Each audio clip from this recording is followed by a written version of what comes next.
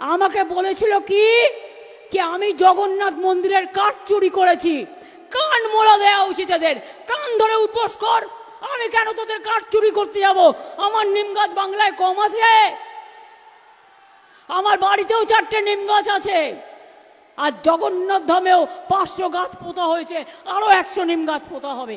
কারো দয়া চাই না। কোনো গাছ তো কারো কেনা নয়। ডোকরার মা দুর্গা সব জায়গায় পাওয়া যায়। বাঁশের মা দুর্গা কেউ করে, কেউ পাটের করে, কেউ শাড়িতে করে, আর নিম গাছও সব জায়গায় পাওয়া যায়।